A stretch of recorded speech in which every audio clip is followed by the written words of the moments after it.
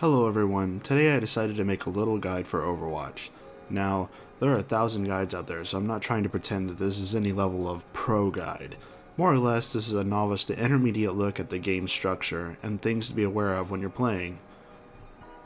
Often when I play, I find myself asking, why do people make this mistake, or not do this specific thing? So giving the benefit of the doubt, I'm here to point out and maybe give different perspective on how to approach the dynamic which makes up the core of Overwatch. To break it down, Overwatch is a 6v6 team FPS with MOBA elements. Each match you select from a pool of heroes that are divided into varying classes, where in an ideal situation come together to make a balanced amalgamation that will achieve the various conditions for victory. Team composition is important and makes Overwatch what it is. Certain situations call for a different mix, and being able to switch mid-match creates an interesting dynamic that can change anywhere from a little to a lot. One of the basic tips the game gives you right away is that composition matters, and sometimes the best move is knowing when to switch off a specific hero that isn't working out. Not only does switching change up the team and what they can and can't do, often if timed right, can catch enemies off guard and turn the tide in your favor. Hero roles consist of 4 categories: offense, or DPS as I'm prone to call them, defense, tank, and support, or otherwise known as healers, with the exception of Symmetra. To describe them in a basic way, offense heroes are generally the fast, mobile threats that's main duty is to kill the opposing team players. You know, the job everyone loves to play but is rarely ever good at. Defense heroes excel at guarding a specific area and have different abilities to watch for flanking offense. They can be used defensively as well, but generally lack the mobility offense has to get away or escape dangerous situations. Tank heroes have the most HP and armor, and have a shield or barrier of some kind to protect their teammates, which is their primary role. Tanks are capable of killing heroes if they breach the line or get past them and start harassing weaker teammates, but killing is not your main concern when playing a tank, and should be used as crowd control or self-defense. Finally, you have support, otherwise known as healers. A support's job is just that, to support. Usually from the rear or mid-range, a place that's not usually in the thick of it. Some support are better at healing than others, while some are better at utility, or in the case of Symmetra, no healing at all, but more of a defense hybrid with the task of moving your team to an objective faster with a teleporter or providing shields. How you compose your team depends greatly on what your team is trying to achieve. Too much of anything usually isn't good and can cost you a match that you could have otherwise easily have won. More often than not, if you don't have 5 other people you know well, you will encounter problems with the team's composition. While it can be frustrating, on the flip side, sometimes an odd composition can work in your favor, though it generally will put a greater burden on some heroes to excel at getting their job done. At the end of the day, Overwatch is a game, a team game at that, one that requires teamwork. One of the hardest things in video games is to get a bunch of random people, or people you might not know very well, to come together and act as a unit to win a match. Teamwork isn't something that's even easy in real life, with everyone face to face, let alone in a fast-paced combat scenario. But keeping all that in mind, it is a game, and you should always try to have fun with it, which isn't always easy due to the game's competitive nature. Moving on, there are 4 different game modes with their own map variants. To start, you have your control maps, where both teams fight to capture 1 point on the map, which will change after each round won or lost. Maps that fall under this mode are Lijiang Tower, Nepal, Ilios, and Oasis. Next is Escort. This is the game mode where your team is either attacking and trying to move the payload to its destination, or defending and trying to stop it. Maps here are Watchpoint Gibraltar, Dorado, Route 66, and Junkertown. Assault maps consist of attacking and capturing 2 points or defending the points against attackers. The assault maps are Hanamura, Horizon Lunar Colony, Anubis, and Volskaya. Finally, you have your hybrid map game modes, which are a mix of escort and assault. On attack, you're usually going to capture the point, then proceed to push the payload to its destination. If on defense, you will be guarding the said point, and then if lost, revert to trying to stop the payload. Hybrid maps consist of Kings Row, Numbani, Hollywood, and Eichenwald. So with all the bare bones of what Overwatch is out the way, I'm going to talk on some of the main mistakes I see people make. First on the list is situational awareness, or in simple terms, paying attention to who and what is around you. I understand things happen, and we get distracted intentionally or not. and there are varying degrees of how much attention you give something. So I'm basically going to speak under the assumption that the player has a strong intent to win and isn't just messing around, which is fine in its own right should you want to play more casually. So what is there to it? It may sound complicated, but it's just paying closer attention to what's happening around you. Much of the combat in Overwatch can be anticipated by audio cues, so the footsteps your enemy make, voice lines, and the direction where they come from. I'm not saying that you need a $300 pair of noise-canceling headphones, but just giving some effort to listening to what's going on around you will help you dramatically. It's easy to get lost trying to identify threats and ally positions with sight, and those good graphics you might have, but most of the time, people spend their time trying not to be seen, like the flanking McCree, or Reaper that's sneaking up on your backline. More often than not, I get critical kills on flanks that save not only mine, but my team's life by being aware of heavy footsteps of that Soldier 76 up on the rafters, or Pharah's jets behind me. Part of it comes from reflex. Sometimes everything is crazy and you're not sure how to focus, but being able to hear that the enemy is around you and killing them before they kill you can flip the pancake. If the offense character is doing his job well, they won't be seen. And in the thick of a firefight, you don't have the time to keep the tabs on that one Genji, so listen for them. Enemy footsteps close are very loud. Listen to the sounds of what those DPS make, like Reapers with race sound, Genji's blade dash. Once you get used to it, you can rely less on visually identifying your target and let your ears help out.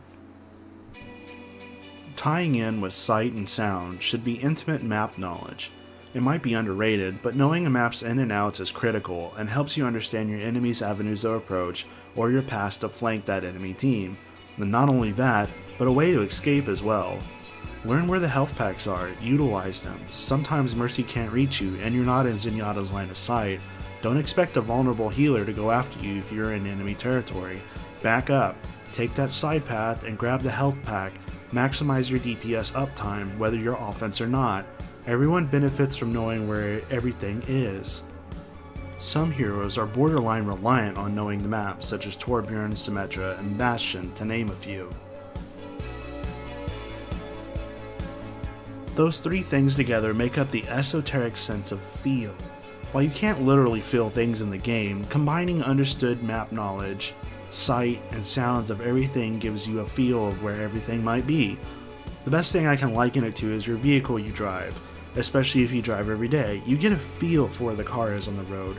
You can't always be aware of every inch of your car when you're driving it, but you gain a feel for it through repeated use. It's the same here. The more you understand about the game and what's going on and where things are, you will develop that same sense of feel, which will pay off, and sometimes surprise your foes. Okay, so that was probably a bunch of things tied together to make one point. But I'm going to continue to the second thing people need to understand, and that's target prioritization. What does that mean exactly? Easy. Knowing who or what to kill and when. Some heroes this task falls on more than others, but since you should be working as a team, I'll speak of it in a general sense. Focus fire is essential to winning. That means your team kills who needs to die when they need to die. The best example is someone breaching your line of defense or harassing your support. A good Zenyatta, for example, will discord who should be killed first. However, there won't always be a Zen there to help you, and you must know who to shoot down regardless.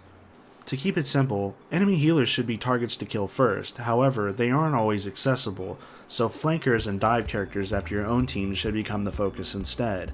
A battle, whether it to be offense or defense, unless one team is just massively superior, often flows like the ebb and tide of waves. Both sides will move back and forth. Going back to that sense of feel, you can often feel when they're about to push, so those enemy healers that were hard to reach before will almost always instinctively push with their team. Take advantage of it.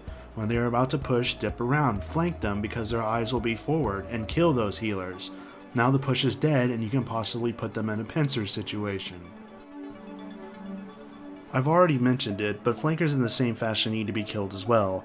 Tanks are easy to hit, and it's tempting just to shoot them all the time, but there are usually better targets that need to go first.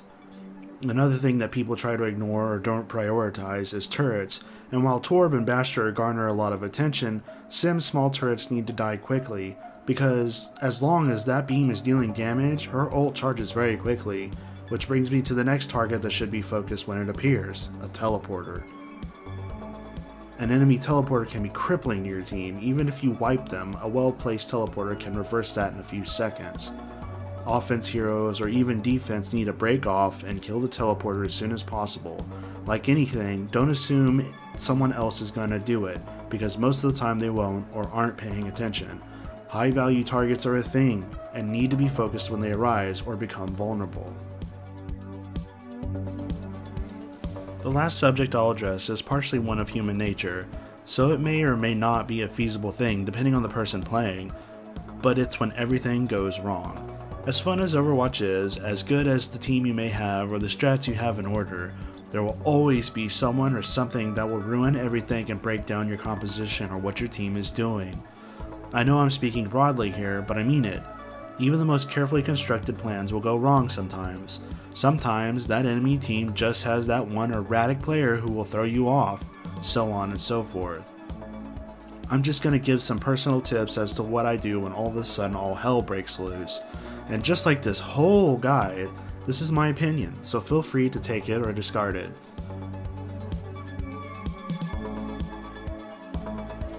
So when it all goes wrong, the most important thing is to not panic. It's real easy to say, but hard to do. Everyone panics from some time to another, but having a handle on yourself when things are going south can greatly help your chances to escape or to save that objective. Stay focused. Ask yourself, what should I do right now? They are breaching the point and after your mercy, and Ryan is swinging you down. Back up, try to get away from him, and tag who is after that mercy. More often than not, if your healers are in a pinch and they see you trying to save them, they'll become your best friend. Maybe you won't even survive. With that small chance that you kept your mercy up and killed one of their own, it can be enough to change the pace up. I always think to myself when I play Junkrat and there is a skirmish on the point, or trying to take the point, my life is totally worth it if I can kill the enemy healers. Now, I'm not saying you should intentionally try and die, but this will happen. Try to maximize the damage you can inflict. Know when to adjust your fire. If you're healing and your other healer dies, start prioritizing who is the lowest, who has the greatest chance of dying in that moment. If you're solo tanking, know when to take that step back. Keep an eye on your team even though you generally are advancing forward. Toss that bubble or throw down that shield in another spot on the fly. And if you're Roadhog, know when to hook who. Don't get so focused forward you ignore things behind you. That crushes your wherewithal and that sense of feel I mentioned earlier. And when all else fails and nothing is working, take a moment during respawn. Is this comp working? Who should I switch to? Overwatch has the great feature of being able to switch mid-match, and yet most people get too stubborn and refuse to change. Passing the buck leads to everyone being broke, so if you're being focused and you don't have what you need to defend or attack, consider switching. A great boon to you will be getting used to multiple heroes. When I first started the game, my first goal was to get good with one hero from every class. Finally, sometimes it just doesn't matter. And I mean anything you can do individually. Sometimes a loss is a loss. No one likes to lose, but it will happen. So instead of getting mad or rage quitting, learn to just roll with the punches. Maybe it wasn't your fault, but look and see what you can learn from defeat. I always say life is better lived through contrast. Take that bitter defeat and make it a win next time. All in all, have fun, because it's just a game and life is short.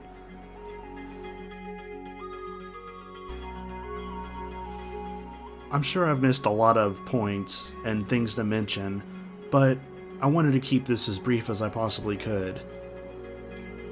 So to bring this to a close, I sincerely hope you got something out of this. Overwatch is a very fun game that gets a lot of shade for how people play it. Don't let someone else's toxicity ruin at its core a very fun game, because more often than not, the rude players sucked anyways. As they say, the empty can rattles the most.